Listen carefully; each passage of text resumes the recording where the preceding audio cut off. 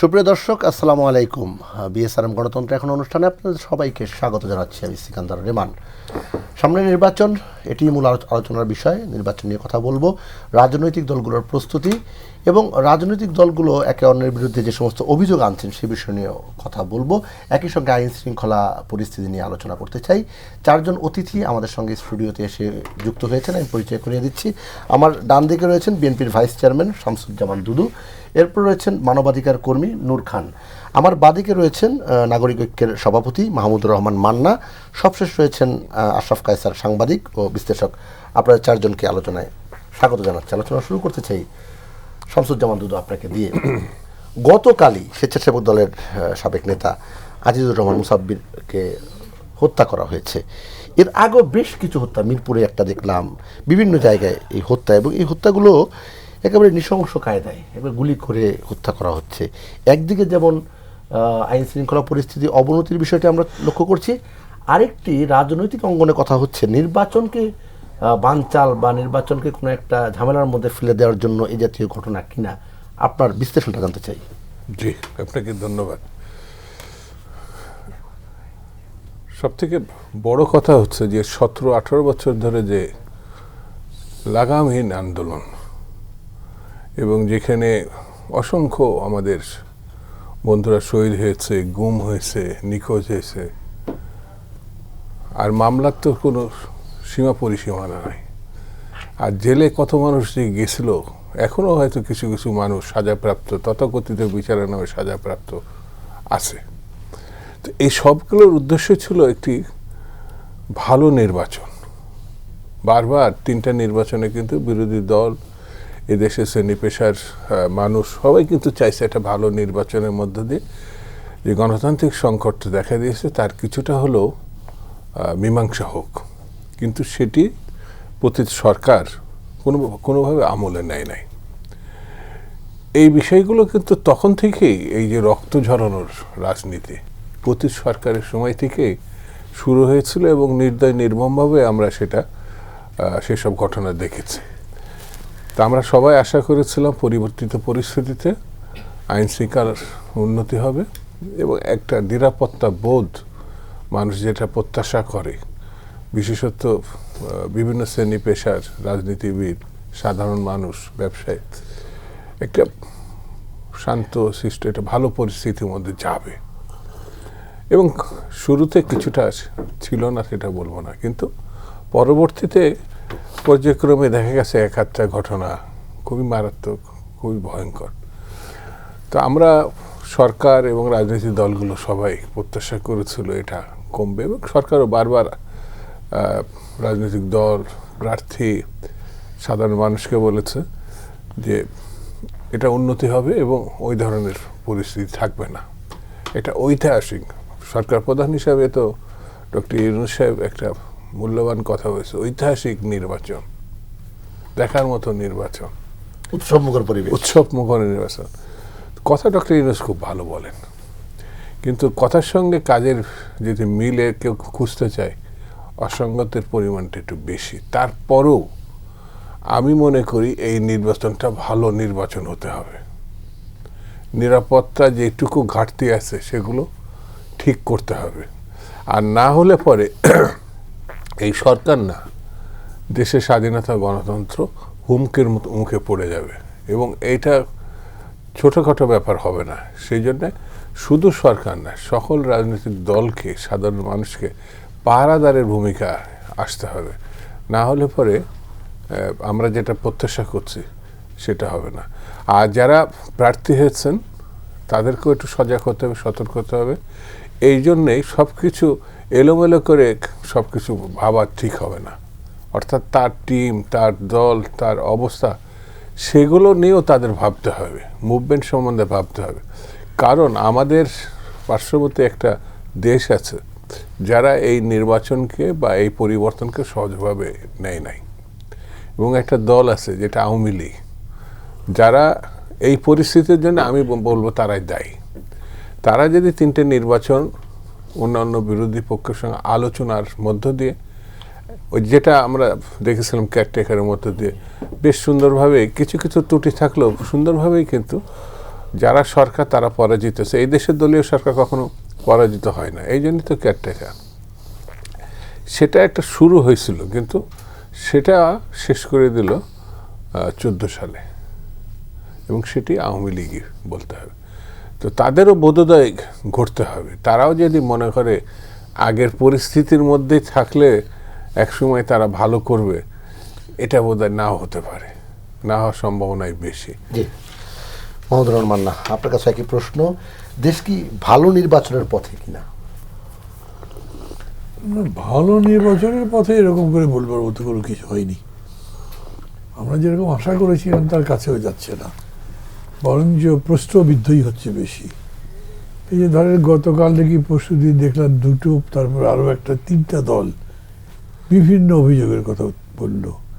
এরকম অভিযোগের কথা কিন্তু আগেও বলেছে, সরকার পক্ষপাতিত্ব করছে, একটি দলের প্রতি বিশেষ সুবিধা দেওয়া হচ্ছে, ঘটনা টটনা তুলে ধরছে। এগুলোর ব্যাপারে সরকারি কোনো ব্যাখ্যা নেই। তারা যে সবই সত্যি কথা বলছে নাও হতে পারে, বা তাদের সব অভিযোগ যে আমলে নিতে হবে তাও না, কিন্তু সরকার তো আমলে নেবে, পাবলিক আমলে নেয় কিনা সেটা তো তাদের ব্যাপার।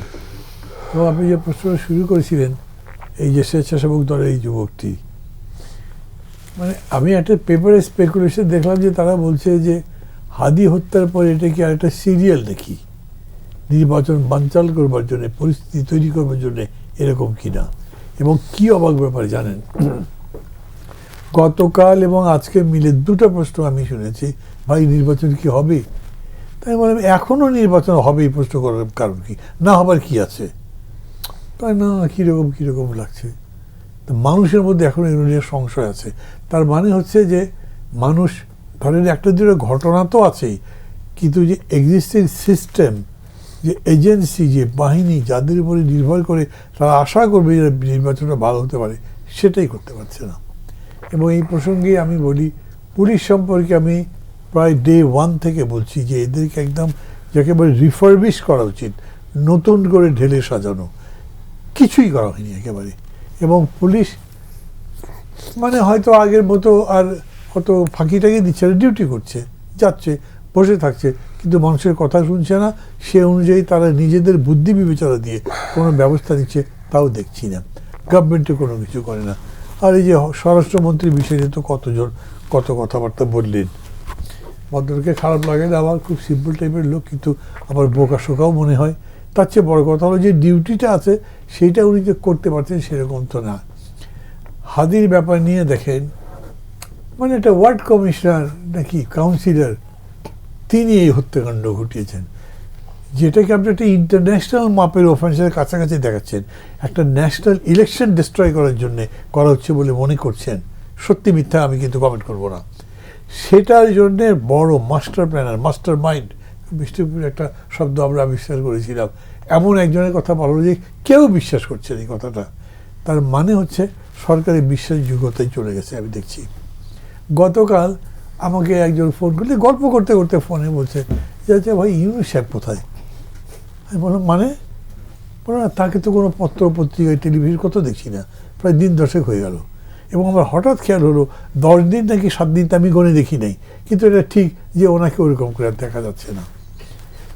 আজকে বোধহয় তাকে ছবিতে দেখলাম আন্তর্জাতিক ইয়ের সাথে কথা বলছেন, কিন্তু দেশের যে ক্রাইসিস ইত্যাদি আগে উনি খুব কথা বলতেন না, দায়িত্ব নিয়ে তো কখনোই কথা বলেননি।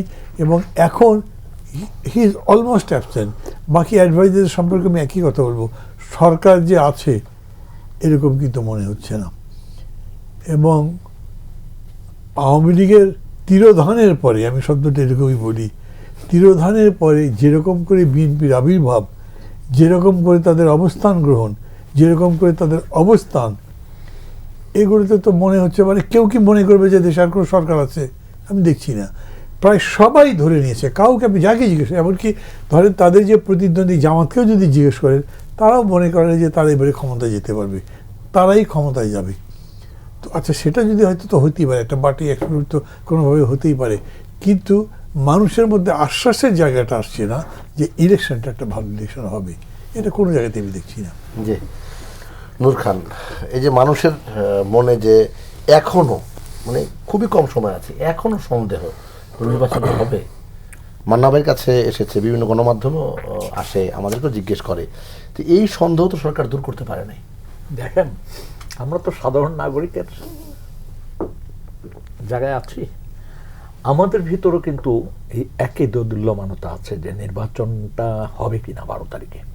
1, 2 নম্বর হচ্ছে এরকম একটা নির্বাচন আমরা আশা করেছিলাম এবার, যে 3টা নির্বাচনে তো মানুষ ভোট দিতে পারেনি, এবং এই 3-5-15 বছর, এবং এখন যে ছেলেটির বয়স 35 থেকে 40, হয়তো সে জীবনেও ভোট দেয় নাই, তার একটা আকাঙ্ক্ষা আছে ভোটটা দেওয়ার, এবং তার ভিতরে একটা মানে এটা কি বলবো, অনুপ্রেরণা থাকার কথা যে আমি এবার ইলেকশনে ভোট দিব।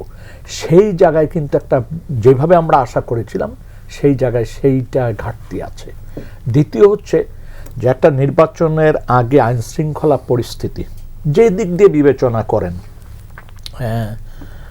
সাধারণ যে সমস্ত অপরাধ, খুন খারাপি সহ সব জায়গায় কিন্তু যে যা ঘটতেছে এক এক প্যাটার্নে ঘটে যাচ্ছে, এবং সব জায়গায় কিন্তু মনে হচ্ছে যে এটা বড় একটা ঘটনা, এবং সেইখানে সরকারের দৃশ্যত কোনো কাজ লক্ষ্য করা যাচ্ছে না।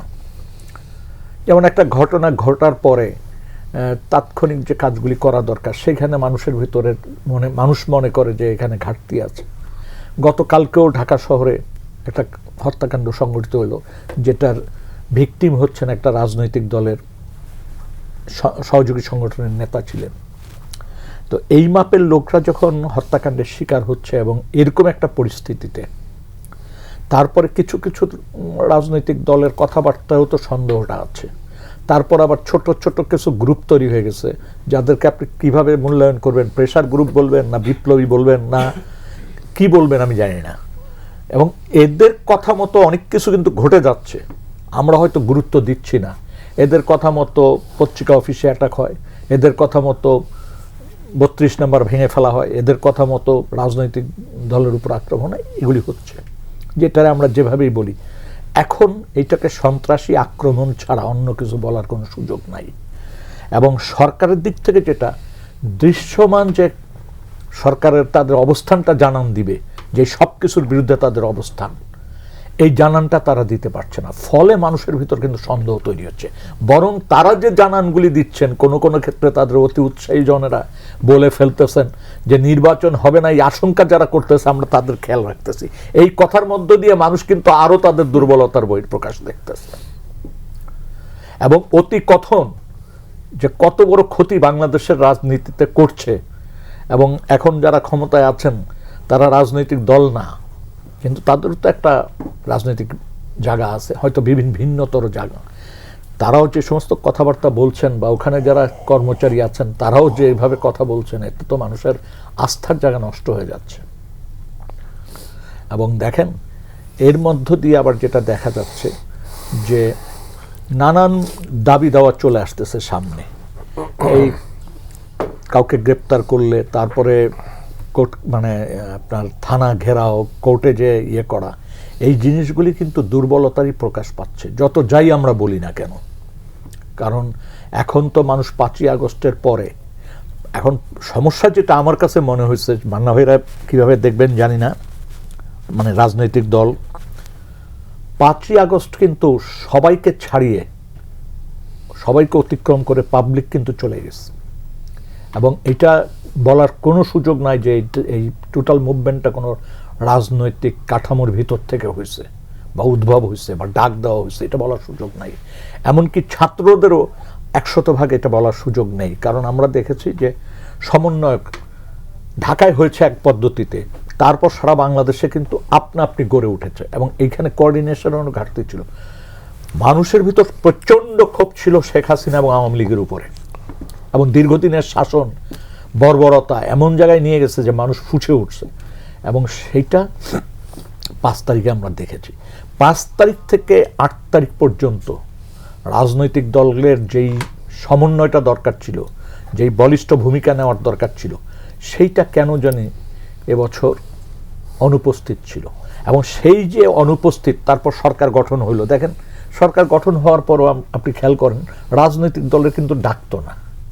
খেয়াল আছে, একদিনে 8টা 10টা করে ডাকলো, আধা ঘন্টা চা খাওয়ার মানে কতটা দুর্বলতা ছিল, এবং রাজনৈতিক দলও চুপচাপ সেইভাবেই গেছে, সেভাবে যুক্তিও দেখাতে পারে নাই, আলাপ আলোচনা এগুলো তো আমরা দৃশ্য তো দেখেছি।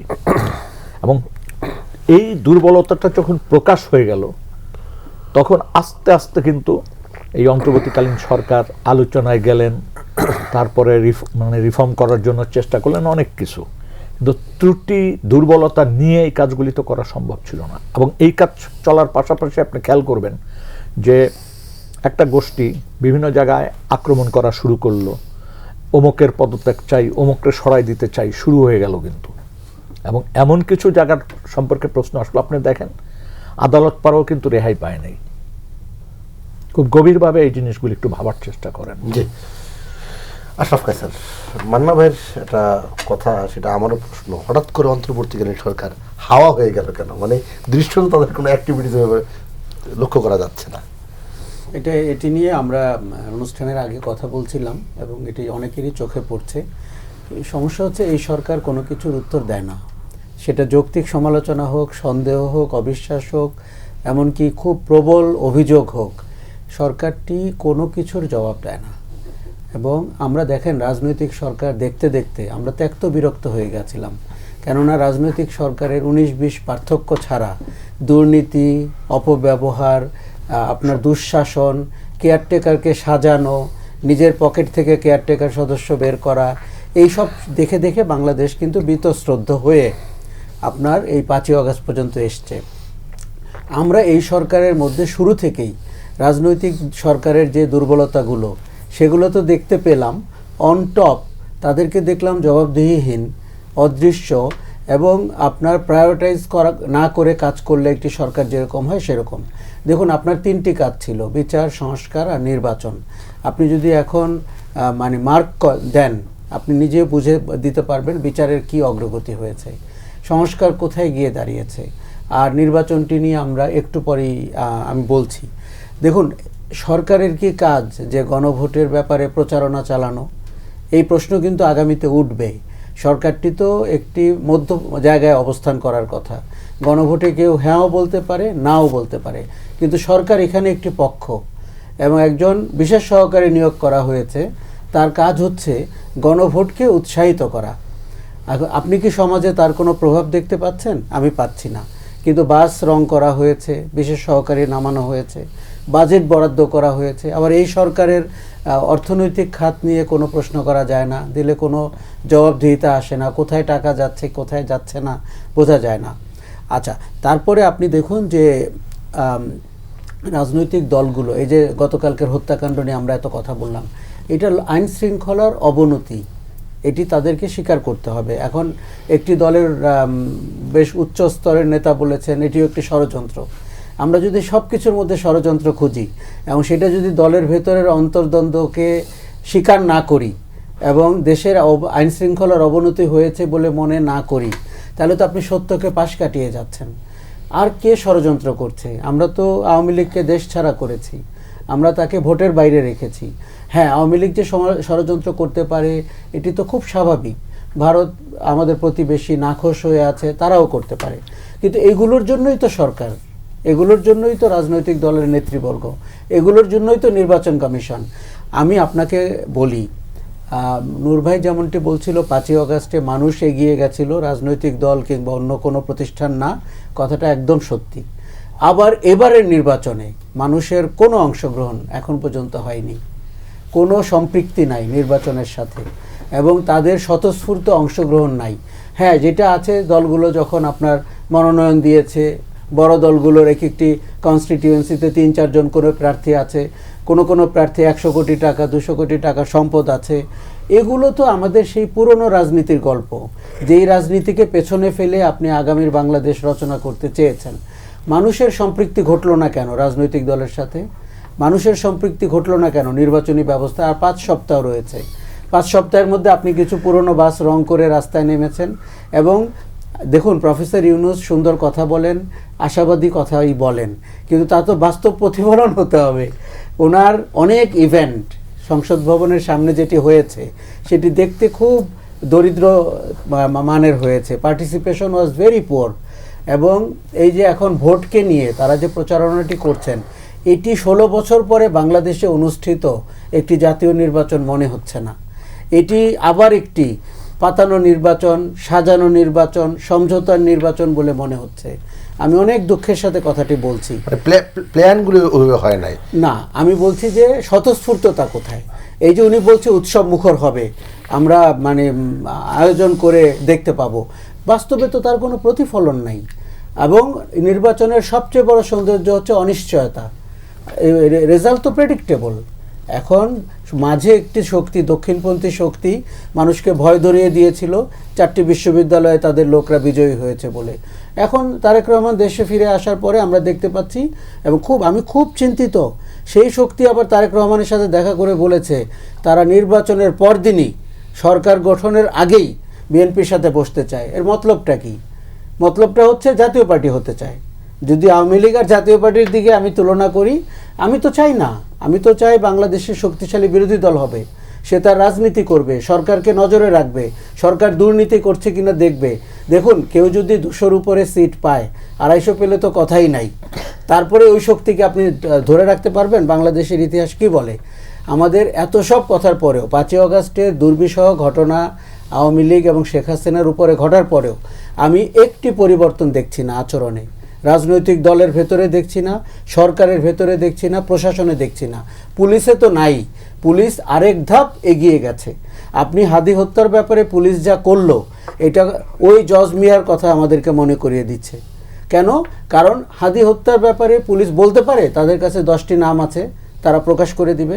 পুলিশ কি মাফিয়া? পুলিশ কি আন্ডারওয়ার্ল্ডের শক্তি? 10টি নাম থাকলে 100টি নাম থাকুক, সে তো প্রকাশ করবে। তার হুঙ্কার দিতে হবে কেন? কাকে ভয় দেখাচ্ছে? আচ্ছা, তারপরে যেভাবে ওয়ার্ড কমিশনারকে আনা হলো, কাউন্সিলরকে, যেভাবে মেঘালয়ে 2জনকে অ্যারেস্ট করা হলো, বলা হচ্ছে শোনেন, আপনি যখন শাহবাগে অবরোধ করে বসে আছেন, আপনার দিন তারিখ ঠিক করে দিয়েছেন যে এত তারিখে এটা দিতে হবে, চার্জশিট দিতে হবে। আমরা একেবারে ছেলে ভুলানো পুলিশের কার্যক্রম দেখতে পাচ্ছি, যে চার্জশিট দেওয়ার দিন পুলিশ এসে চার্জশিট দেয়। পুলিশ কি এই শাহবাগের ইনকিলাব মঞ্চের কথায় চলার কথা? আর এই যে নূর ভাই যে উদাহরণগুলো দিল, আদালত পাড়া থেকে শুরু করে ক্যাম্পাস, দেশের 16 মাস আগে আপনার দেশের প্রশাসন ভেঙে পড়েছে। ইউনূস সরকার আসলে ভবিষ্যৎ বলতে পারবে আমরা যখন নিরীক্ষা করব সে কোন রোলে ছিল। এই যে আমরা এনসিপি, লাস্ট কথা বলি, এনসিপির যে আজকের অবস্থা, এটির জন্য দায়ী কিন্তু প্রফেসর ইউনূস। সে 3জন ছেলেকে ঘাড়ে তুলে নিয়ে একজনকে মাস্টার মাইন্ড করে তার ক্যাবিনেটে ঢুকিয়েছে। শুনবো, বিস্তারিত শুনবো বিরতি নিয়ে ফিরছি। সুপ্রিয় দর্শক, আপনারা দেখছেন বিএসআরএম গণতন্ত্র এখন। ছোট্ট একটি বিরতি নিয়ে ফিরছি, আশা করি আমাদের সঙ্গেই থাকবেন। সুপ্রিয় দর্শক, বিরতির পর বিএসআরএম গণতন্ত্র এখন অনুষ্ঠানে আপনাদের সবাইকে আরও একবার স্বাগত জানাচ্ছি। আমি সিকান্দার রেমান। আলোচনায় যেতে চাই শামসুজ্জামান দুদু আপনার কাছে। এই যে মানুষের অংশগ্রহণ, মানুষের ওই যে উৎসাহ উদ্দীপনার কথা শুনেছিলাম, এই বিষয়গুলো আপনি কিভাবে অবজার্ভ করছেন? এলাকায় কেমন দেখছেন, রাজধানীতে কেমন দেখছেন, নির্বাচনে মানুষের অংশগ্রহণ, মানুষের সম্পৃক্ততা কেমন দেখছেন? প্রচণ্ড। এত সম্পৃক্ততা এটা 70 সালেও ছিল না এখন যেটা আছে। কিন্তু এখন আপনার চোখে দেখতে পাচ্ছেন না, নির্বাচনে আচরণ বিধি দিয়ে আপনি পড়ে যাবেন, যে কোনো প্রার্থী ক্ষতিগ্রস্ত হয়ে যাবে যদি ওই রকম দেখাতে হয়। আচ্ছা, উদ্দীপনা আরেকটা কারণে গত 4-5 দিন ধরে দেখতে পাচ্ছেন না, প্রচণ্ড ঠান্ডা। যেমন আমাদের অঞ্চলে গেলে চুয়াডাঙ্গা থেকে বুঝতে পারবেন যে না ঘর থেকে বেরোনো খুব কঠিন। এটা একটা ব্যাপার। 2 হচ্ছে প্রতিদ্বন্দ্বী দল থাকতে হয়, যেটা এই দেশে এটা মানে দীর্ঘদিন ধরেই বলবো আমি, আওয়ামী লীগ এবং বিএনপির মানে যে একটা প্রতিযোগিতামূলক ভূমিকা ছিল এবং অংশগ্রহণ ছিল, সেই জায়গাটায় মানে নির্বাচনী ব্যবস্থাপনায় এখন যেটাকে আমরা ইসলামী দল হিসাবে জামাতকে দেখছি অথবা ইসলামী ঐক্য জোটকে দেখছি, নির্বাচনী প্রতিযোগিতায় তারা ছিল না। তারা যে ধরনের আসন গত 54 বছরে পাইছে সেটা উল্লেখ করার মতন না। তো এখন এই টোটাল ব্যাপারটায় কিছুটা হলেও ওলটপালট হয়ে গেছে 5 তারিখের ঘটনার মধ্য দিয়ে। কিন্তু মানুষ নির্বাচন মুখী না, অথবা উৎসাহ নাই, উচ্ছ্বাস নাই, মানে এটা এইভাবে বলা বোধহয় ঠিক হবে না। হ্যাঁ, আওয়ামী লীগ নাই, যারা আওয়ামী লীগের অনুপস্থিতিগত কারণে ভালো কিছু দেখছে না, তাদের মনে এটা জাগতে পারে। আওয়ামী লীগ নাই স্বাভাবিক কারণে। আমি একটু আগে বললাম না, আওয়ামী লীগ বিএনপির একটা প্রতিযোগিতামূলক ঘটনা ছিল, ব্যানার, ফেস্টুন, যেমন এটা সত্য, ছাত্রলীগ ছাত্র দল, এটা মূল। সেখানে শিবির ওই অবস্থায় ছিল না, এখন যা তাদের উপস্থিতিটা কেমন। মাঝে একটা কথা উঠেছিল যে শিবিরের আশ্রয় নিয়েছিল ছাত্রলীগের ভিতরে, এখন আবার এমন হতে পারে যে ছাত্রলীগ শিবিরের মধ্যে আশ্রয় নিছে, মানে দুটার শক্তিতে এক হয়েছে। তো ভালো, স্বাভাবিক কারণে একটু শক্তি বৃদ্ধি হবে।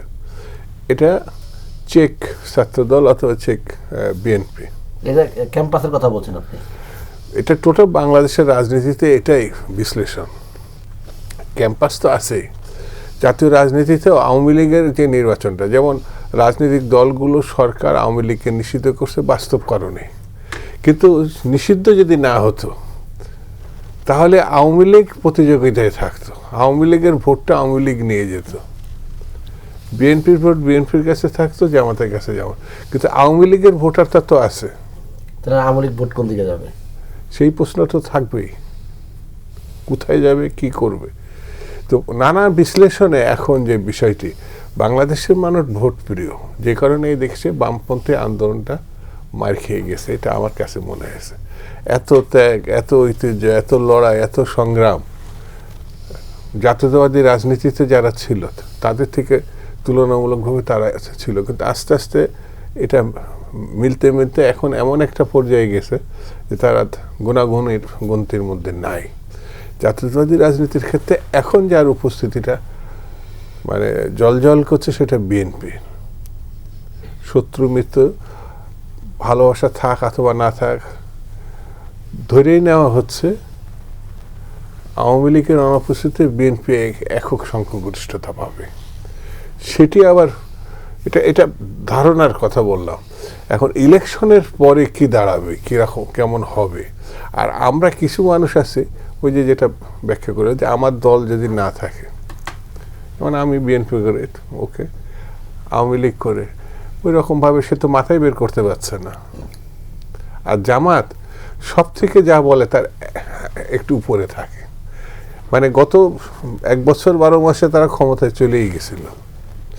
এখন যে বললো যেটা যে বিএনপির সঙ্গে বৈঠককেও ব্যাখ্যা হচ্ছে এমন যে তাদের আশা ভরসা, সর্বশেষ ডাক্তার শফিক সাহেব যে কথা বলে ফেলছে যে আপনাদের সঙ্গে থাকতে চাই, জামাতে যতটুকু মানে উপর উঠছিল আবার ততটাই নেমে গিয়েছে আমার কাছে মনে হয়েছে। কারণ তার আশা যে দেখাচ্ছিল যে আমরা ক্ষমতায় আসছি, আপনাদের সঙ্গে থাকতে চাই, মানে কি তারা তো আর নাই, হিসাব কিতাব করে ফেলছে এবং এটাই তো বাস্তব। সেই জন্য আমার কাছে মনে হয় ইলেকশনের আমাদের দেশে একটা ভাষা জো উঠা, ওই জো ওঠাটা এই সময়টাও সেই সময় না। ইলেকশন সাধারণত আর একটু পরে আনা হলো একটু আগে, এই আবহাওয়াগত কারণে যে কোনো কারণে এর মধ্যে পড়েই গেছে। এই গত 10-15 দিন তো সারা দেশে কম বেশি যে ধরনের আবহাওয়া, ইচ্ছা করলেই তো ওই জোশ নিয়ে নামতে পারছে না, কিন্তু জোশ আছে মানুষের মধ্যে আমার ধারণা, যে কারণ 3টা ইলেকশনে তারা ভোট দিতে পারে নাই। সেই জন্য আমার ধারণা যদি কোনো রকম অঘটন না ঘটে, মিরাকেল না ঘটে, ইলেকশন ভালো হবে। জি, মহাদরুল মান্না, আওয়ামী লীগ বিষয়ে কথা হচ্ছিল, আওয়ামী লীগ না থাকায় কি তাহলে প্রতিদ্বন্দ্বিতার জায়গায় কি কোনো ইয়া হচ্ছে কিনা, যে আসলে এই প্রতিদ্বন্দ্বিতার রেশিওটা আওয়ামী লীগ বিএনপির যে প্রতিদ্বন্দ্বিতা, এখন বিএনপির সঙ্গে কার প্রতিদ্বন্দ্বিতা হচ্ছে, জামাতের বই জোটের, সেখানে প্রতিদ্বন্দ্বিতার জায়গায় কোনো ইয়ে হচ্ছে কিনা, মানে সংকট তৈরি হচ্ছে কিনা? জামাতের সঙ্গে বিএনপির যে প্রতিদ্বন্দ্বিতা হচ্ছে তা আমি মনে করছি না। জামাত আগে যা করেছে রেজাল্ট ইলেকশনে তার চেয়ে ভালো করবে, প্রপোর্শন মানে আনুপাতিকভাবে ভোট বাড়বে, হয়তো তাদের সদস্য সংখ্যাও বাড়বে, কিন্তু প্রতিদ্বন্দ্বিতা বলতে মানে কি যে আপনি কাছাকাছি আছেন জি, বা ধরি ভাব, ছুঁই ভাব, এগুলো কোনো জায়গাতে আসবে না। সেই অর্থে আমি মনে করি যে নির্বাচনে কোনো প্রতিদ্বন্দ্বী হবে না। আওয়ামী লীগ থাকলে হতো, আওয়ামী লীগ এত বছরের পার্টি, মানে এখন যে আওয়ামী লীগ নাই, ব্যান অ্যাক্টিভিটি, তারপরে তো আওয়ামী লীগ যথেষ্ট প্রভাব রাখে, যেটা সবার বক্তৃতা শুনলেই তো বোঝা যায়। তো সেই অর্থে আমি মনে করি যে এরা প্রতিদ্বন্দ্বিতা হওয়ার মতো বিষয় নাই এবং প্রতিদ্বন্দ্বিতা হবে না। যাও বা হতো সেটাও মানে কীভাবে বলি বলে, এখন সামনে ইলেকশন, কথাবার্তা তো বেশি হিসাব করে বলতে হয়, খোলাখুলি বলা যায় না।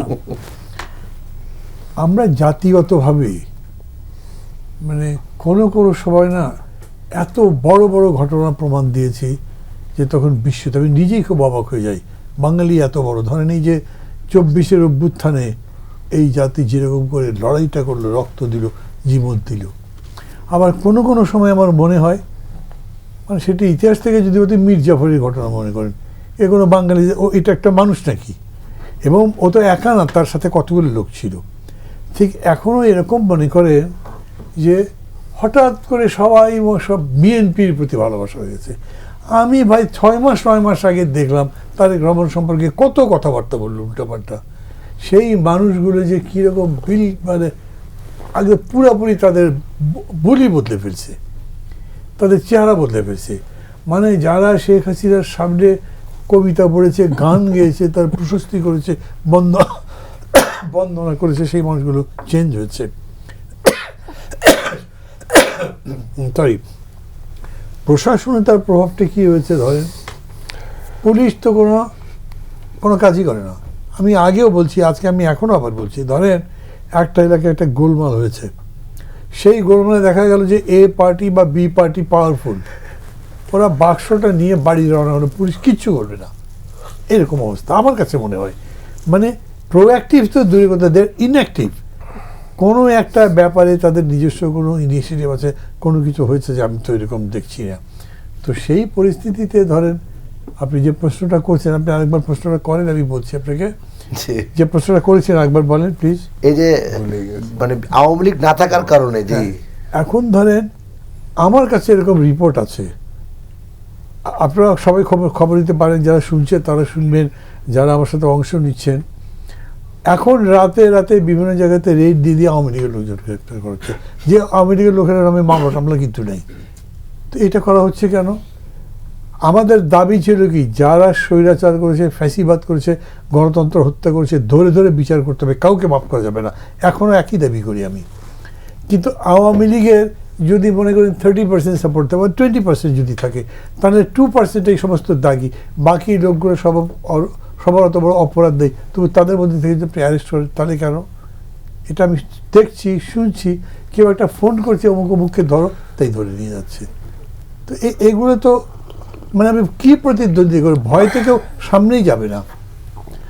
আমি 2-3 জায়গাতে শুনলাম, ধরেন আমার এলাকাতেও তো আওয়ামী লীগের লোক আছে, বলে ভোট যদি দিতে পারি, তো ভোট দিতে পারি বলবে কেন? আমি ইনক্লুসিভ গণতন্ত্রের কথা বললাম, মানে এমনি একটা মানে বাকওয়াজের মতো বলছি। ইনক্লুসিভ বলে আপনি ইনক্লুসিভ করবেন একটা পদ্ধতি বলেন, যেই ইনক্লুসিভনেস কোনো অপরাধকে ইনক্লুড করবে না, যে ইনক্লুসিভনেস কোনো ফ্যাসিস্টকে ক্ষমা করবে না, কিন্তু যে ইনক্লুসিভনেস আবার অনুতপ্ত লোককে শুদ্ধ হবার জন্য সুযোগও দেবে। মানে কথাটা কিন্তু হয়তো অনেক বড়, আপনার কাছে কঠিন মনে হতে পারে, কিন্তু গণতন্ত্র তো ওই রকমই একটা কনসেপ্ট, যে কনসেপ্ট মেজরিটি ওপিনিয়নকে যেরকম মানে, তেমনি মাইনরিটি ওপিনিয়নকেও সে ধারণ করে, রেসপেক্ট করে, এবং সেটাকে অ্যাকোমোডেট করবার চেষ্টা করে, ইনক্লুড করে নিয়ে সামনে যাবার চেষ্টা করে। এইটার মধ্যে এই জিনিসটা নাই বলে এখন আপনি প্রতিযোগিতা দেখছেন না। এই ভোট প্রতিযোগিতামূলক হবে বলে আমি মনে করি না, এবং সেই কারণে এই ভোট নিয়ে কিছু কিছু আছে তো কুই করে না, যেরকম প্রাণীরা এরকম হবে যে অনেকেই খুবই অসন্তুষ্ট হবেন। বাস্তবত হয়তো তার অসন্তোষের কারণ আছে, কিন্তু তিনি বলবেন যে বাকিরা শুনবেনই না তেমন করে। সবাই এখন ঝাঁকের কোয়ের মতো একদিকে চলতে শুরু করেছি। আমি বলছি যে হতেই পারে, একটা জোয়ার তো ওঠেই, জোয়ারের সাথে মানুষ যায়, কিন্তু সেই জোয়ারের মধ্যেও কেউ কেউ আবার চিন্তা করে এর পরবর্তী পদক্ষেপ কী হতে পারে, সামনে কী হতে পারে। আমি তো সেই পদক্ষেপ দেখছি না। আমার কাছে অবাক লাগলো কি জানেন, তারেক রহমান এতগুলো বছর পরে আসলেন, মানে এটা তো একটা ইপক মেকিং টাইপের আমি বলবো। 17 বছর আগেকার নির্বাচন তো আর এখন নাই, যেভাবেই আপনি বলেন, দেশে তো ফিরতে পারেননি উনি ফিরলেন। তাকে নিয়ে যে উচ্ছ্বাস উন্মাদনাগুলো দেখলাম, ওকে, এটাও হতে পারে আমি মনে করি। কিন্তু উনি যে 4 দিন ধরে আপনার ওই কৃষিবিদ ইনস্টিটিউশনে তার প্রোগ্রাম ডিক্লেয়ার করলেন, কি কি করবেন, বক্তৃতায় যেটা বললেন, আই হ্যাভ এ প্ল্যান, পরে উই হ্যাভ এ প্ল্যান বললেন, ওই প্ল্যান বলেছেন। কোনো পত্রিকায় এই প্ল্যানের উপর লিখেছে আমি তো দেখি নাই। কোনো টকশোর মধ্যে আপনারা ওই প্ল্যান নিয়ে কথাবার্তা বলতে শুনছেন আমি তো দেখছি না। কেউই ওইটা আলোচনা করছেন। কি বলছে, ফার্মার্স কার্ড দেবেন, হাউস হোল্ড কার্ড দেবেন, কি কেউ বলছেন, অনেকগুলো প্রোগ্রাম হেলথ বলেছেন। কার্ড, হ্যাঁ, health card, health card, family কোনো জায়গাতে কোনো রকম ডিসকাশন হচ্ছে না। তা আপনার কাজ কি? আপনি ফ্যাসিবাদ উৎখাত করেছেন, এখন তো আপনার reconstruction of the country, basic জিনিস এইটা। তো আমি আমার পার্টি 5 জনে আমি তো বলতে পারি এটা যে আমি এখন এইটা চাই। আমি যদি বলি তারেক রহমান যে কথা বলেছেন খুবই সুন্দর, উনি এরকম একটা অ্যাপ্রোচ করেছেন, এইরকম করে আমাদের ভাবনা দরকার, কিন্তু ওনার এই ভাবনাটা ভুল, একটা মানুষও পাবেন না বলার মতো। আমি তো দেখছি না, আলোচনাটাই হচ্ছে না। অথচ পৃথিবীর যত দেশ আছে, মানে ধরেন যে আমাদের দেশে যে রেনেসা আমরা বলি, রেনেসাটা কি একটা নবজাগরণের মতো, পরস্পরের মধ্যে মিথস্ক্রিয়াতে নতুন একটা সত্যের উদ্ভাবন। এটাই আপনার সাধারণত গণতন্ত্রটাও এই চর্চাই মিন করে, কিন্তু এর ধারে কাছে আমরা যাচ্ছি না। জি, নূর খান, আমরা আইন শৃঙ্খলা পরিস্থিতি আপনার কাছে জানতে চাইব। এই যদি পরিস্থিতি চলতে থাকে আর আইন শৃঙ্খলা বাহিনীর যদি এমন নিষ্ক্রিয়তা থাকে, তবে আপনার সুষ্ঠু নির্বাচনের আশাটা কিভাবে করি আমরা? আসলে সুষ্ঠু নির্বাচন যেটা আমরা কাঙ্ক্ষিত, জি, সেরকম বিষয়টি যদি আসলে সেরকম একটি নির্বাচন আমরা দেখতে চাই, সেই ক্ষেত্রে আমাদেরকে অবশ্যই আইন শৃঙ্খলা রক্ষাকারী বাহিনী এবং সিভিল অ্যাডমিনিস্ট্রেশন, এই দুইটার শক্তিশালী অবস্থানটা দরকার। যেটা আসলে আমাদেরকে হতাশ করছে যে এই দুটি জায়গায় দেখেন, একটা জায়গা তো হচ্ছে গত 15 বছর 15.5 বছর স্বৈরাচার যেভাবে পুলিশকে ব্যবহার করছে, জনগণের মুখোমুখি দাঁড়া করিয়েছে, এবং 5ই আগস্ট আয়ের আগে পিছনে জনগণের সাথে সরাসরি পুলিশের এক ধরনের যুদ্ধ হয়েছে, এবং সেখানে পুলিশ নিহত হয়েছে, পাবলিক মারা গেছে, এবং তাদের মেরুদণ্ড আসলে এখন পর্যন্ত সোজা হয়ে দাঁড়িয়েছে এটা বলা আমার মনে হয় যাবে না। একটা হচ্ছে মুখোমুখি করার কারণে পাবলিকের ক্ষোভের বহিঃপ্রকাশে তাদের ক্ষতি হয়েছে, আরেকটা হচ্ছে 15 বছর 15.5 বছর তারা যেভাবে ব্যবহৃত হয়েছে, মানে স্বৈরাচার মানে শক্তির মানে সরকারের কাছ থেকে যেভাবে ব্যবহৃত হয়েছে, এবং তাদের যেভাবে চেন অফ কমান্ডের বাইরে চলে গেছে তাদের কার্যক্রম, অনেক ক্ষেত্রে তাদের ওইখানে নিয়োগ থেকে শুরু করে পদোন্নতি বদলি সব কিছু নিয়ন্ত্রণ হয়েছে কোটা ভিত্তিক বলতে পারেন, কোথাও জেলা কোটা, কোথাও দলীয় কোটা, মানে কোটার উপরেই তারা দাঁড়িয়েছে। ফলে ওইখানে এই সংস্থাগুলির ভিতরে মানে এই প্রতিষ্ঠানগুলোর ভিতরে যেই প্রাতিষ্ঠানিক অবস্থানটা দাঁড়ানোর কথা সেটা কিন্তু ছিল না। ফলে এই জায়গাটিতে এখন আমরা এসে যেটা পাচ্ছি সেটা হচ্ছে ওই যেটা মান্না ভাই বললেন যে এক জায়গায় যদি 5টা মানুষের কোনো গন্ডগোল দেখে, পুলিশ সেখানে যাওয়ার আগে চিন্তা করে কার কার সাথে কথা বলে যেতে হবে, বা ওখানে যে মানে যে এইটাকে কিভাবে নেগোসিয়েট করা যাবে, আইনটা প্রয়োগ কিভাবে হবে, এটা কিন্তু তাদের চিন্তায় নাই। ফলে আমরা দেখছি, আমরা যেগুলি সোশ্যাল মিডিয়াতে যে ভিডিও ক্লিপিংগুলি দেখি, থানায় পুলিশের সাথে বিভিন্ন জায়গায় আচরণ, এবং এটা খুব সংঘবদ্ধ কিছু গ্রুপ এই কাজগুলি করছে, এবং পুলিশও এটা রেসপন্সটা করতে পারছে না। আবার যেই তত্ত্বাবধায়ক অন্তর্বর্তীকালীন সরকার, তারাও এখানে এমন কোনো ডিরেকশন দিতে পারছে না যেটার ফলে এটা মনে হইতে পারে যে হ্যাঁ এই জায়গাটা মজবুত করে পুলিশ দাঁড়াইতে পারে, বা আইন শৃঙ্খলা রক্ষাকারী বাহিনী দাঁড়াতে পারে, বা এই যে আপনার ম্যাজিস্ট্রেসি পাওয়ার সহ সেনাবাহিনীর সীমিত যেই কার্যক্রম, সেটাও তো আমরা একটাই দেখি, রাত্রেবেলা কোনো জায়গায় ওই গাড়ি থামিয়ে চেক করা, এটাই দৃশ্য তো আমরা দেখতেছি, এর বাইরে তো কিছু খুব একটা বেশি দেখছি না। আরেকটা জিনিস দেখেন, ইলেকশনের আছে বাকি 1 মাস, এখন সিভিল অ্যাডমিনিস্ট্রেশন বলেন, পুলিশ বলেন, বা বিভিন্ন পেশাজীবী গ্রুপ বলেন, তাদের ভিতরে একটা ধারণা জন্মায় গেছে পরিষ্কার যে অমুক দলের সাথে কাজ করতে হবে আমাদের, মানে ধরেই নিয়েছে যে আগামীতে ওই দলটি ক্ষমতায় আসতেছে। এইটা যে কত বেশি ক্ষতিকারক হয়ে যাবে সামনের দিনগুলির জন্য, এটা অনেক চ্যালেঞ্জে মানে মুখে ফেলবে আমাদেরকে। তারপরে দেখেন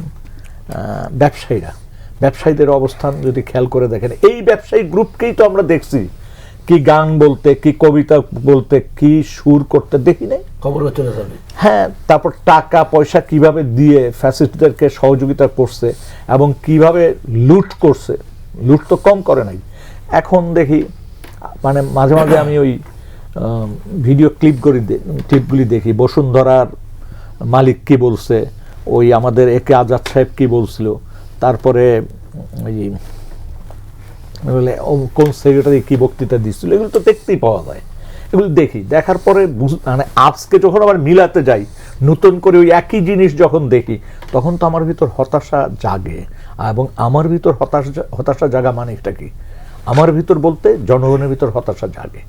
আর দুদু ভাই যেটা বলতেছেন, হ্যাঁ সেই জায়গা ঠিক আছে যে মানুষ 15 বছর পরে একটা সুযোগ পেয়েছে, অনেক আকাঙ্ক্ষার আছে ভোটটা দিতে যাওয়া, কিন্তু মানুষের ভিতর কি ওই প্রতিযোগিতার মনোভাবটা কি আছে? আপনি কিভাবে আনন্দমুখর করবেন যদি প্রতিযোগিতা না থাকে? রাজনৈতিক দলগুলো ভাই যদি প্রতিযোগিতা থাকতো, এই শীতকে অতিক্রম করে চায়ের দোকান বসতো রাত 12টা পর্যন্ত দুদুভাইয়ের এলাকাতেই। এরকম শীতকালে তো আমরা দেখেছি, আন্দোলন হইলেও মানুষ যে চায়ের দোকানে বসে। আর এটা তো একটা 15 বছর অপেক্ষা করার পর একটা নির্বাচনের সুযোগ এসছে, একটা অন্তর্বর্তীকালীন সরকার আছে, যে সরকারের প্রতি মানুষ অগাধ একটা বিশ্বাস ছিল। সেই জায়গাটিতে দুটো জিনিস খুবই জরুরিভাবে দেখা দরকার। সেটা হচ্ছে যে আইন শৃঙ্খলা রক্ষাকারী বাহিনীকে প্রোঅ্যাক্টিভ করবেন কি করে, মানে অ্যাক্টিভ করবেন কি করে, প্রোঅ্যাক্টিভের কথা বাদই দিলাম, অ্যাক্টিভ করবেন কি করে। আর দ্বিতীয় হচ্ছে ইতিমধ্যে কিছু কার্যক্রমে পক্ষপাতিত্বের মতো মনে হচ্ছে, এটাও কিন্তু ক্ষতির কারণ হবে। 3 নাম্বার হচ্ছে যে সিভিল অ্যাডমিনিস্ট্রেশন। আপনি এখনই দেখেন ডিসিএসপিদের অবস্থাটা, ডিসি সাহেব, টিএনও সাহেবদের অবস্থাটা। এই যে দুদু ভাইরা যাবেন 3 না 5 জেলায়, দেখবেন ওখানে ডিসি সাহেবরা শুধু একটা মুহূর্তে সালাম দেওয়ার জন্য কত চেষ্টা করবে, দুদু ভাইদেরকে ধরবে যে একটু সালাম দেওয়ার ব্যবস্থাটা করেন। এইরকম একটা পরিস্থিতি যখন তৈরি হয়ে গেছে, তখন আপনি কিভাবে একটা সুষ্ঠু নিরপেক্ষ আনন্দ ঘন মুহূর্ত চিন্তা করবেন? তারপরেও বলি, মানুষের 15 বছরের আকাঙ্ক্ষা, এই আকাঙ্ক্ষার জায়গায় যদি মানুষ দাঁড়িয়ে যেতে পারে একবার, তাহলে একটা সুষ্ঠু নির্বাচন এখনো এই অবস্থায় আনন্দমুখর হওয়া সম্ভব। তবে সেই জন্য নেতৃত্ব দেওয়াটা কে দিবে? রাজনৈতিক দলগুলো তো যার যারে নিয়ে ব্যস্ত। অন্তর্বর্তীকালীন সরকারের যারা আছেন তারা কি ওই জায়গাটার দায়িত্ব নিতে পারেন? যদি তারা ওই দায়িত্বটা নিতে পারেন, তাহলে তো অনেক দূর আগানো যাবে। যেমন ধরেন একটা ভাই যে কথাটা বললেন, এই যে হ্যাঁ না ভোটের, মানে হ্যাঁ ভোটের ব্যাপারটা, এই জায়গাগুলিতে আপনারা মানে এত মানে একটা পক্ষ নিবেন কেন? আমার তো নার অপশনও আছে যে আমি ওখানে ভোট দিলাম না। আপনি কেন একটা পক্ষ যাবেন? হ্যাঁ বলতে পারেন জুলাই সনদ ইত্যাদি ইত্যাদি বিষয়গুলি আপনি সামনে আনতে পারেন, তো জনগণের উপর আস্থাটা রাখেন না, জনগণ দেখি কি করে। জি আশরাফ কায়সার, দুটি বিষয়। একটা হচ্ছে আপনি এর আগে আলোচনায় শেষ করতে পারেননি যে এনসিপির বিষয়ে বলছিলেন, মাথায় তোলার কথা বলছিলেন। আর আমাদের নূর খান ভাই এটা কথা থেকে একটা প্রশ্ন আমার কাছে এসেছে, যদিও সাংবাদিক হিসেবে এই প্রশ্নগুলো খুবই রিস্কি, তারপরে আমি করতে চাই। যে বলে না যে বিগত দিনে ব্যবসায়ীরা গেছেন, এখন আবার যাচ্ছেন, রাজনৈতিক দলগুলো এন্টারটেইন করছে কেন? প্রথমত তাদের এন্টারটেইন করা উচিত হচ্ছে না। তারা অতীতে কি রাজনীতি করেছে আমরা দেখেছি, কিন্তু 5ই আগস্টের পরে তো নতুন প্রত্যাশা আছে, মানুষের আশা আকাঙ্ক্ষা আছে। এবং তারা কেউ কেউ বলেছিল তারা নাকি আশা আকাঙ্ক্ষা বুঝতে পেরেছে, কিন্তু আমরা যখন গত 10 দিনে বা 15 দিনের কার্যক্রম দেখি, আমার মনে হয় ওই কথাগুলো রাজনৈতিক বুলির মতো মিথ্যা কথা বলেছেন তারা। কেননা তারা এমন সব লোককে এন্টারটেইন করছেন যাকে আপনার ত্রিসীমানাতেও ঘেঁষতে দেওয়া উচিত হচ্ছে না। দেখুন, আমরা রাজনীতির পরিবর্তন চেয়েছিলাম এবং রাজনীতির পরিবর্তন হওয়া তো দূরের কথা, উল্টো আমরা দেখতে পাচ্ছি 2 দশক আগে রাজনীতি যে জায়গায় ছিল হয়তো সেই জায়গায় যাচ্ছে। ভয়ের কারণ কিন্তু সেটা। দেখুন, তারেক রহমানকে নিয়ে যখন সরকার প্রোপাগান্ডা করছিল, তাকে দেশছাড়া করা হয়েছিল, তার বিরুদ্ধে যে দুর্নীতি এবং অন্যান্য অভিযোগ উঠেছিল, হাওয়া ভবনের কৃতকর্ম নিয়ে কথা হচ্ছিল, তখন মানুষ কে দাঁড়িয়েছিল আপনি তাকে খুঁজে বের করবেন। আমি বলছি না তার পক্ষ নিয়ে কে দাঁড়িয়েছিল, আমি বলছি কে সাহস নিয়ে কথা বলেছিল এবং বলেছিল যে এটি বস্তুনিষ্ঠভাবে দেখা দরকার। সেই লোকগুলোকে খুঁজে বের করে আপনি আবার এখন আনবেন, বস্তুনিষ্ঠভাবে যেন সে কথা বলতে পারে। এখন তার দপ্তরে যারা যাচ্ছে, তার সাথে যারা হ্যান্ডশেক করছে, ছবি বাঁধাই করে তাকে দিয়ে আসছে, তাদের সবার মতলব আছে।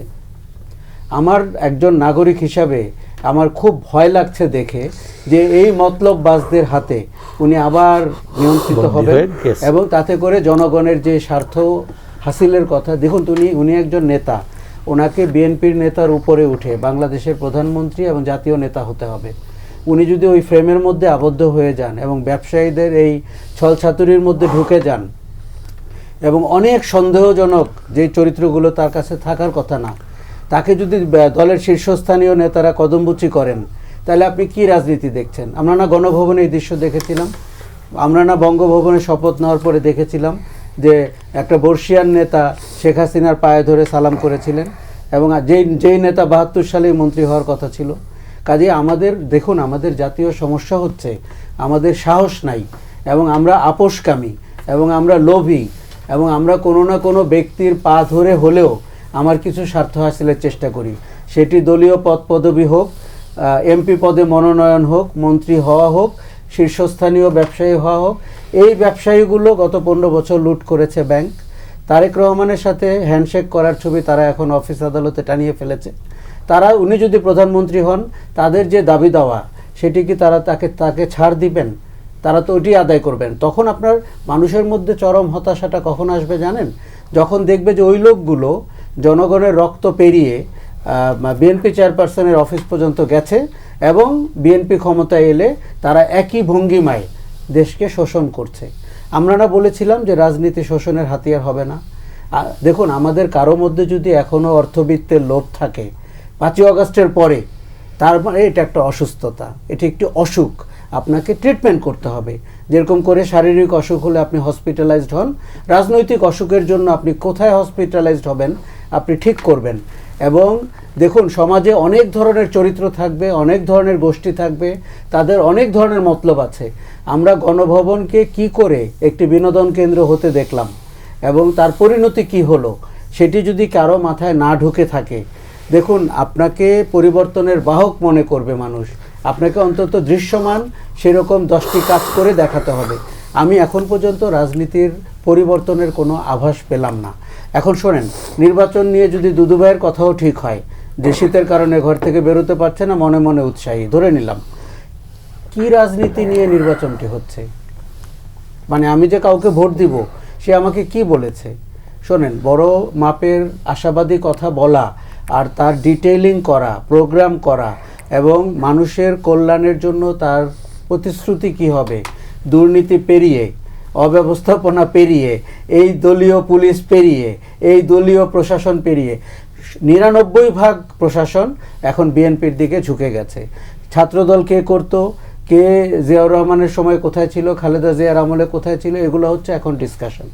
এবং আপনি বিশ্বাস করেন সেই লোকগুলো সবার আগে এগুলো বলছেন যারা 15 বছরে জেলার পরিচয়ে পরিচিত হয়েছেন এবং রাজনৈতিক পরিচয়ে পরিচিত হয়েছেন, নির্লজ্জভাবে তারা করছেন। এখন আপনার শুরুর প্রশ্ন দিয়ে বলি, এটি যারা এন্টারটেন করেন তারা সমান অপরাধী। যেরকম আমরা বলি না যে ঘুষ দেওয়া এবং ঘুষ নেওয়া একই অপরাধ, যেই রাজনীতিবিদ এইটিকে এন্টারটেন করেন তিনিও অপরাধী। তিনি কিন্তু কোনোভাবেই বলতে পারবেন না তিনি বুঝতে পারেননি। আমাদের এখন এমন সব রাজনীতিবিদ আছেন তাদের জীবনে মানে চতুর্মাত্রার ঘটনা ঘটে গেছে। তিনি কখনো বিরোধী দলে ছিলেন, কখনো জেলে ছিলেন, কখনো সরকারে ছিলেন, কখনো পালিয়েছিলেন। কাজেই এরপরে আর নতুন কিছু তার কিছু ঘটার নাই। এখন আমরা যদি ভেবে থাকি যে এই নির্বাচনটি আমাকে চিরস্থায়ী বন্দোবস্ত করে দিবে ক্ষমতায় থাকার, সেটি বোকার স্বর্গে বসবাস করা হবে। এবং আপনি এই মানুষ যারা 5ই আগস্টে রাস্তায় নেমেছিল সে আবারও রাস্তায় নামতে জানে এবং সে কিন্তু আপনার দলের চেয়েও অগ্রগামী। জি,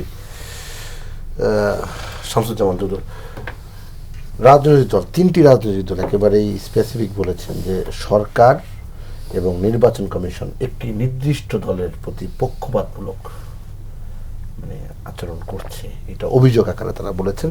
এবং নির্বাচন কমিশনার, প্রধান নির্বাচন কমিশনার বলছে আগের মতো পাতানো নির্বাচন হবে না, এটা যে আশ্বস্ত করেছেন সবাইকে নাসিরউদ্দিন। তিনটে কারা? একটা হচ্ছে এনসিপি, একটা জামাত ইসলামী, আর একটা হচ্ছে ইসলামী আন্দোলন। ও, এরা তো একটা ঘটনার মধ্যেই আছে, বিশেষ করে 11 দল বোধহয় একটা ঐক্য জোট ওটা গঠন করেছে। না, তাদের যে কথাগুলো বলেছে সেটা বাস্তব ভিত্তিকই কথা বলেছে। কারণ এই তিনটে দলের কোনো দলই, তাদের সঙ্গে যারা আছে এই তিনটে দলের, তারা নিজেরাও বুঝতে পারছে যে বাজারের অবস্থা ভালো না, নির্বাচনে বাজারের অবস্থা খুব খারাপ। তারা এটা বুঝতে পারছে। 6 মাস 8 মাস আগে ওদের একজন বলছিল বিএনপি টেনে 50টা সিট পাবে, তারাই সরকার গঠন করবে। এই যে যারা তরুণ, যারা বিপ্লবী, যারা একটা ঐতিহাসিক ঘটনার নায়ক, তারা কিন্তু একটা দলও গঠন করেছে। এই দল গঠনের পরে আস্তে আস্তে নানান কারণেই তারা তাদের কৃতকর্মের কারণেই তাদের অবস্থান থেকে অনেকটাই তাদের সেই জনপ্রিয়তা, ভাবমূর্তি, যেভাবে বলে নে কেন, সেটা তারা লস করছে। এবং সর্বশেষ তারা যাদের সঙ্গে জোটবদ্ধ হয়েছে, তখন তাদের রাজনীতির কমিটমেন্ট নিয়ে প্রশ্ন সামনে দেখা দিয়েছে। তা আমার কাছে মনে হয় যে ঝুঁকে যাওয়া, সুন্দর কিছু দেখে দেখবেন তরুণেরা আকৃষ্ট হয়, মানে তরুণরাও সুন্দর কিছু দেখলে আকৃষ্ট হয়। 16 বছর 18 বছর যে দলের নেত্রী আছে বেগম খালেদা জিয়া, তার প্রয়াণে সারা বাংলাদেশ না সারা বিশ্বে একটা নাড়া দিয়েছে। গণতন্ত্র প্রেমী যারা, সেই তার সৃষ্টি দল তো এই সৃষ্টি মানে সে পুনর্গঠনে বলেন সত্যিকারের রাজনীতি দলকে বেগম খালেদা জিয়ার নেতৃত্বে তো ওইটা হয়েছে। শহীদ জিয়া রহমান যিনি প্রতিষ্ঠাতা, ইতিহাসের মহানায়ক, স্বাভাবিক কারণে সেই দলের প্রতি যদি মানুষের আকর্ষণ থাকে, সমর্থন থাকে এবং সেই দল সামনের দিকে ক্ষমতা আসবে, এটা নতুন কিছু না। তো এইটা যদি কেউ মনে করে যে এই জায়গাটা ভালো বলে অন্য সব কিছু, ওই যে নির্বাচন কমিশন, তারপরে ওই 3টি দল সহ তারা জোটভুক্ত, তারা বলতে পারে, এটা আমি আশ্চর্য হচ্ছে না। তবে আমার কাছে মনে হয়েছে নিজের কাজের প্রতি আশ্বস্ত, বিশ্বস্ত এবং আকর্ষণ থাকলে, তারা তো যেমন জামাত বিএনপির থেকে অনেক পুরাতন দল, মানে এত পুরাতন বলা যায় যে আওয়ামী লীগের থেকেও পুরাতন গঠনের সাল অনুযায়ী। কিন্তু রাজনৈতিক লাইনগত এবং রাজনৈতিক বক্তব্য এবং রূপরেখা এই দেশের মানুষ গ্রহণ করে নাই। এই যে ব্রিটিশ আমলের পর থেকে পাকিস্তানে Islamic Republic of Pakistan, Islamic শব্দ ছিল, ওই সময়ও তারা করতে পারে না। মুসলিম লীগের সঙ্গে কিন্তু মুসলিম শব্দ থাকলেও ওরা আরও বেশি ইসলামিক ছিল, এই জামাত ইসলামের কথা বলছে। আর বাংলাদেশে তো শুরুতেই তারা যে কর্মটির সঙ্গে যুক্ত হয়ে গেছে 71-এ, সেটা তারা ক্ষমা চেতে 54 বছর সময় নিছে। রাজনীতিতে ভুল হতে পারে, তো তাৎক্ষণিক তো আমাদের বলে অনেকে, যে অনেকে আমাদের বন্ধু বান্ধব ছিল, খুসা দিলে পরে অনেকক্ষণ পর বলতো কি ব্যাপার তুই খুচা দিলে, মানে অনেকক্ষণ পরে। তা আমরা বলতাম গন্ডারেছে আমরা, মানে ইউনিভার্সিটি লাইফে হাসাহাসি করতাম। তা এমন মারাত্মক ঐতিহাসিক একটা ভয়ঙ্কর ঘটনার সঙ্গে তারা নিজেকে সম্পৃক্ত করলো। সবাই যদি মনে করে 54 বছর পরে বলছে, তাহলে আমাদের ভুল স্বীকার করতেই হবে, ক্ষমা চায় না। এ এখন প্রধান রাজনৈতিক শক্তি হিসাবে তারা যদি মনে করে যে তাদের সব কিছুই, যেমন এই যে কি বলে অভ্যুত্থানের পরপর আওয়ামী লীগের পক্ষ নিয়ে তারা এমন একটা কথা বলল, যেটা সবাই সিসি করার সময় তখন বললাম না, এটা আমরা এর পক্ষে নাই। 47-এ ভুল করছে, 71-এ ভুল করছে, অভ্যুত্থানে ভুল করছে। আমি কেন এই কথাটা বলছি, এই দলটি এখন এদের বৃহৎ শক্তি, এরা রাজনৈতিকভাবে সামনে কোনো ভবিষ্যৎ আছে, মানে সরকারে যাওয়া, এখন তারা নিশ্চিত করতে চায় বিরোধী দলটা নেতা হবে কিনা, কারণ এই 54 বছরে সেটা হয়নি, কারণ এই দেশটাই তারা চায় নাই।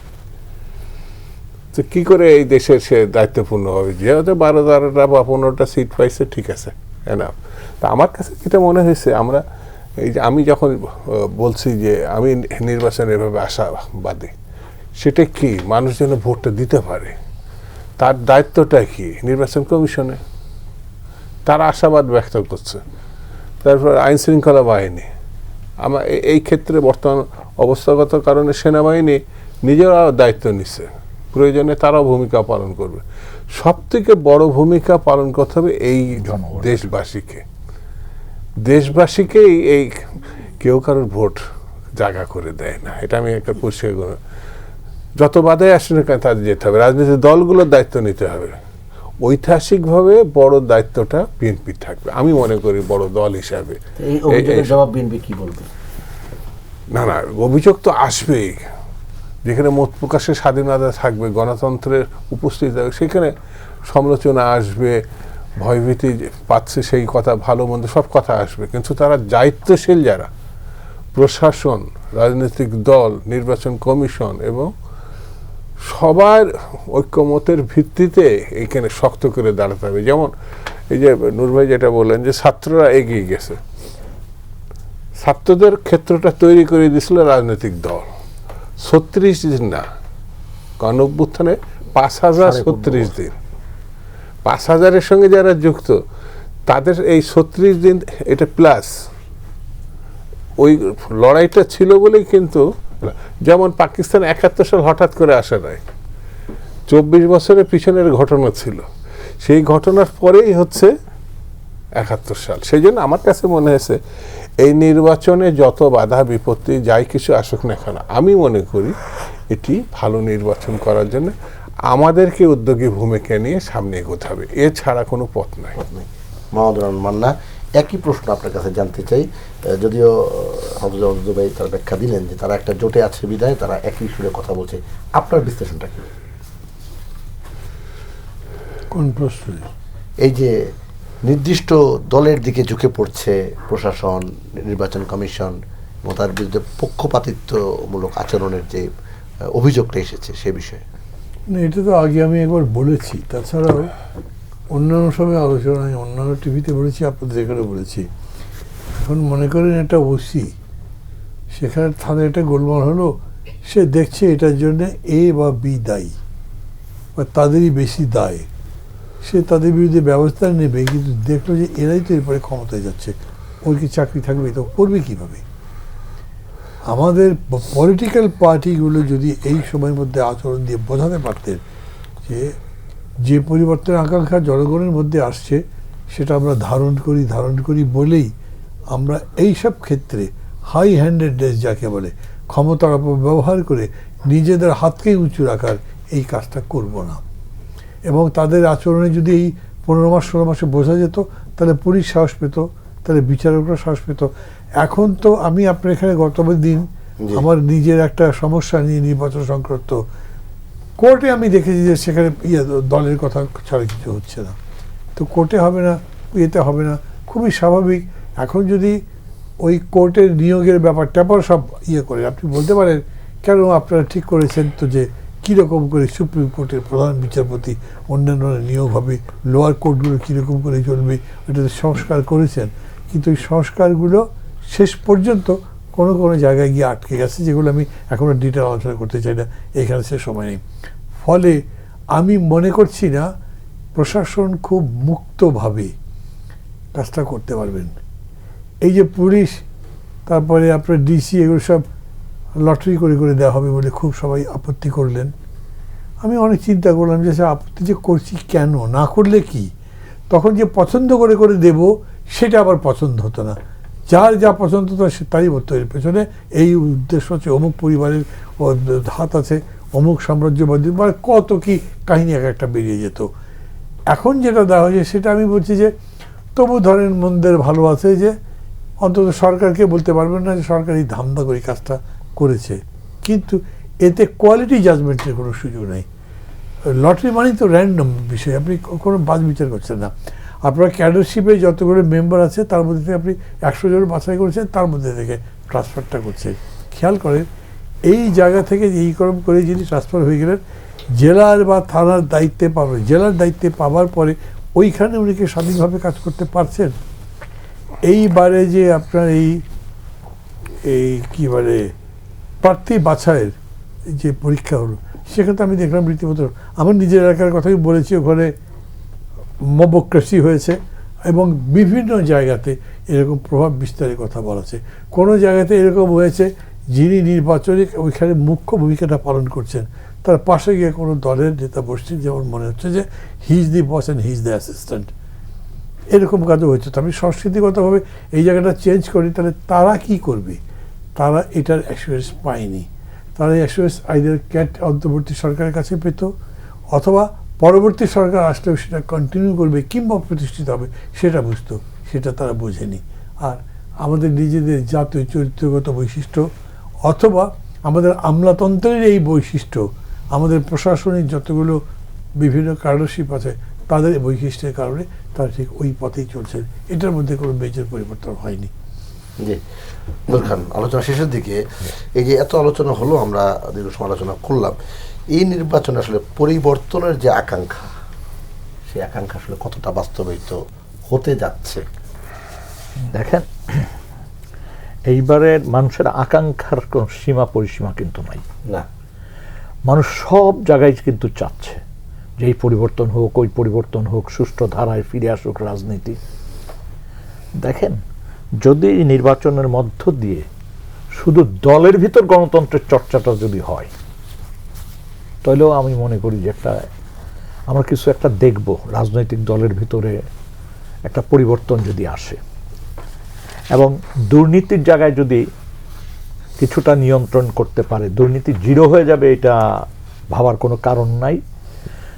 কিছুটা নিয়ন্ত্রণ যদি করা যায় এবং রাজনৈতিক দল যদি একেবারে শুরুতে, আমি যেটা এটা আমার আমি কয়েকদিন ধরে এই কথাটা বলছি যে নির্বাচনের আগে তারা একটা জিনিস জনগণের সামনে বলুক, ভাই প্রতি বছর 500 গাড়ি 300 গাড়ি তো আনার দরকার নেই, ট্যাক্স ফ্রি, এই গাড়িগুলির দরকার নাই।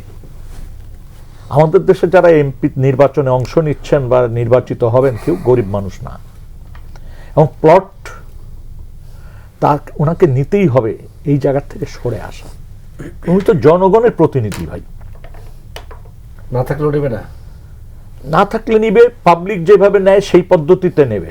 স্পেশাল কোনো কোটা, এই টোটার জায়গা থেকে সরে আসা, এই কাজটা যদি করেন তারা, এই কমিটমেন্ট যদি দেন, তাহলেও আমাদের কিছুটা সান্ত্বনা থাকবে যে আর কিছু না হোক, এইটা তো পেলাম।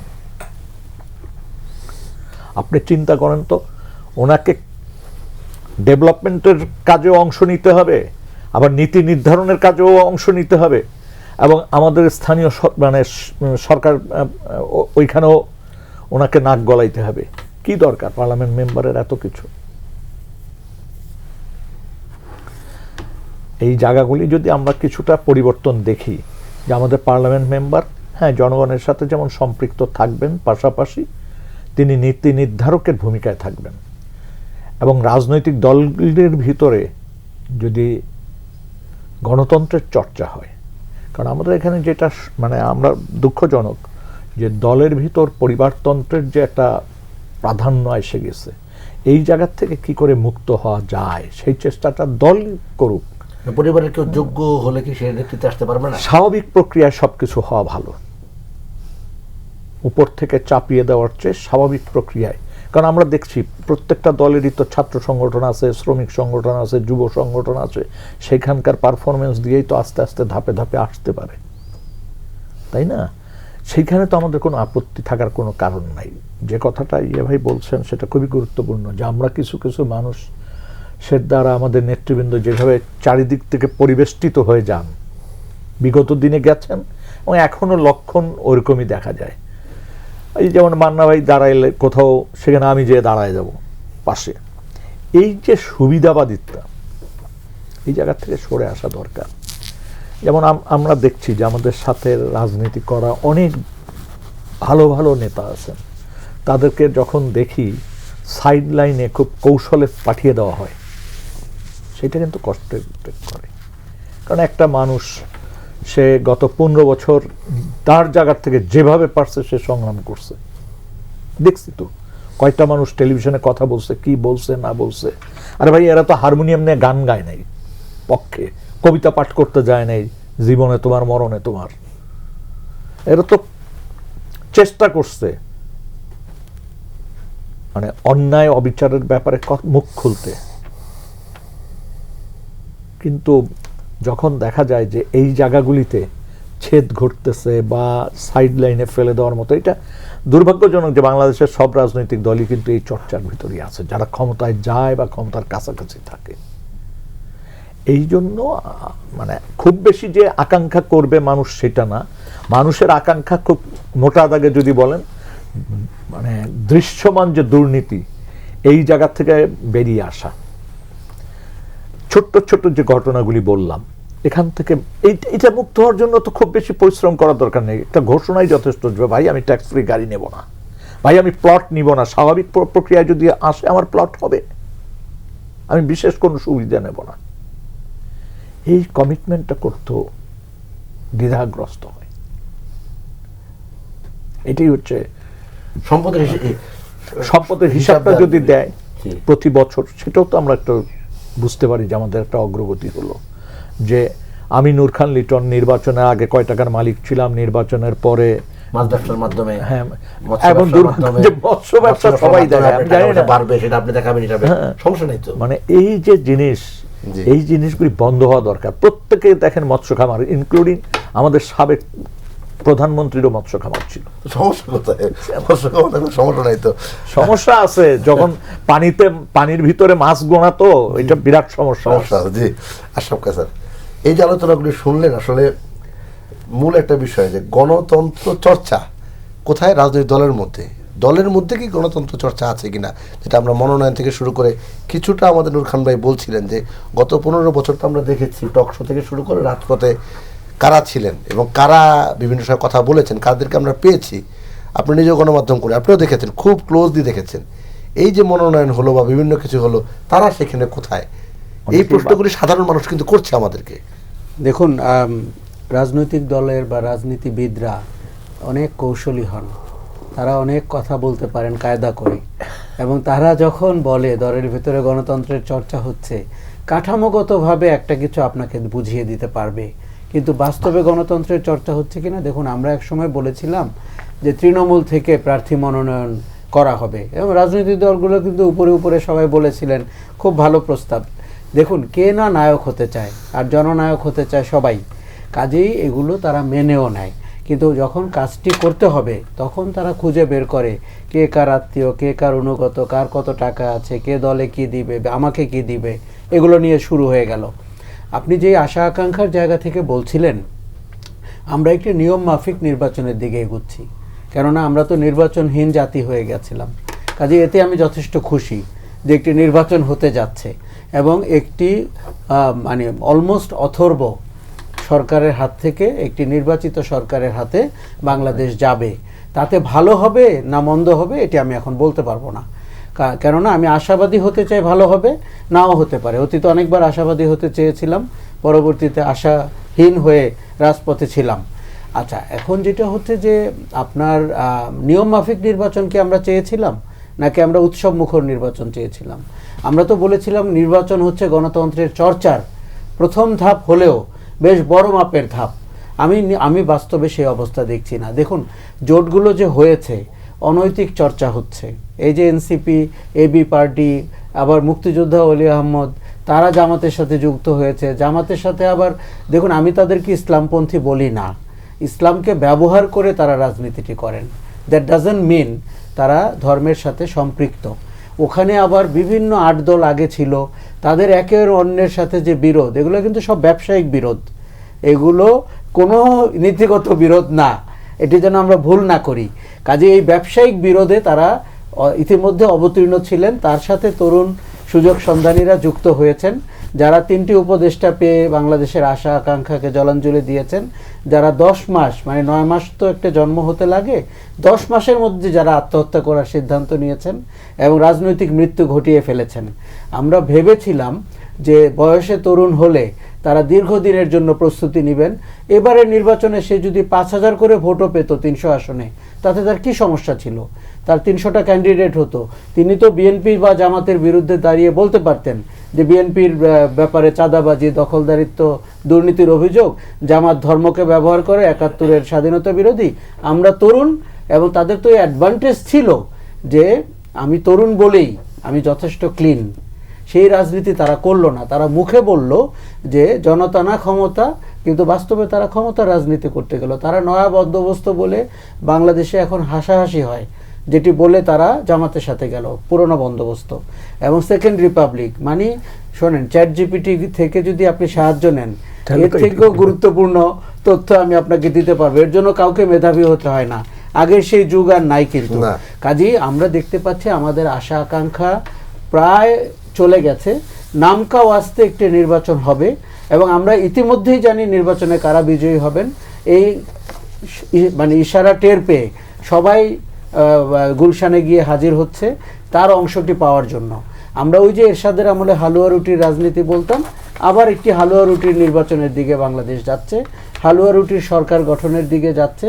এবং রাজনীতির যে গুণগত মানের পরিবর্তন, আমার ভয় হচ্ছে এক জায়গায় থাকলেও আমি হ্যাপি হতাম, আমার ভয় হচ্ছে এটি আরও নিচে নামতে পারে গুণগত মানে। কেননা আপনি তো প্রধান আরেকটি প্রতিদ্বন্দ্বীকে মাঠ ছাড়া করে ফেলেছেন, এবং তারা নিজেদের অপকর্ম দিয়েই আগামী 10-15 বছর 20 বছর ব্যস্ত থাকবে।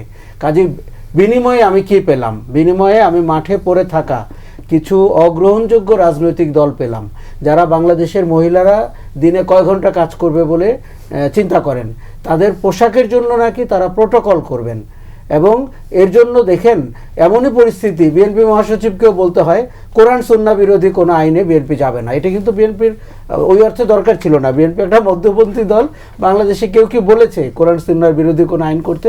বলেনি। কিন্তু আপনার প্রতিদ্বন্দ্বীরা বলা শুরু করেছে তারা শরিয়া আইন চায়, তারা নারীদেরকে ঘরে রাখতে চায়, তারা স্বাধীনতার মাসকে বেছে নিয়েছে ইতিহাস বিকৃতি করার জন্য। ওই দিনে নাকি তারাও মুক্তিযোদ্ধা ছিল, তারা সহযোগী মুক্তিযোদ্ধা ছিল। তারা বলেছেন যে বুদ্ধিজীবীদেরকে তারা হত্যা করেনি। মানে এটি যে কি গর্হিত অপরাধ। জুলাইয়ের বিনিময়ে আমি যদি জামাতের আস্ফালন সহ্য করতে হয়, জুলাইয়ের বিনিময়ে যদি স্বাধীনতা বিরোধীদেরকে রাজনীতির মঞ্চে দেখতে হয়, এটি কিন্তু দুর্ভাগ্যজনক। দেখুন, আমরা অতীতে অনেকগুলো মবক্রেসির ক্ষেত্রে বিএনপি এবং এনসিপিকে শক্ত অবস্থান নিতে দেখিনি, যেরকম সরকারকেও নিতে দেখিনি। তাহলে মানুষ পেল ওটা কি? হাসিনা খারাপ ছিল, হাসিনা দুর্নীতি করেছে, হাসিনা গুম খুন করেছে, পালিয়ে গেছে, কিন্তু আমি কি এতটা নাজুক ভঙ্গুর বাংলাদেশ চেয়েছিলাম? এই প্রশ্ন কিন্তু থাকবে। জি, আমরা এই প্রশ্ন নিয়ে আরও নিশ্চয়ই পরবর্তী পর্বে বিস্তারিত আলোচনা করব। আশরাফ কায়েস, মোহাম্মদ মান্না, নূর খান এবং শামসুজ্জামান দুদু, আপনার চারজনকে অসংখ্য ধন্যবাদ ও কৃতজ্ঞতা জানাচ্ছি। সুপ্রিয় দর্শক, আপনারা যারা এতক্ষণ বিএসআরএম গণতন্ত্র এখন অনুষ্ঠানটি দেখছিলেন, আপনাদেরকে ধন্যবাদ ও কৃতজ্ঞতা জানিয়ে অনুষ্ঠান এখানে শেষ করছি। সবাই ভালো থাকবেন। আল্লাহ হাফিজ।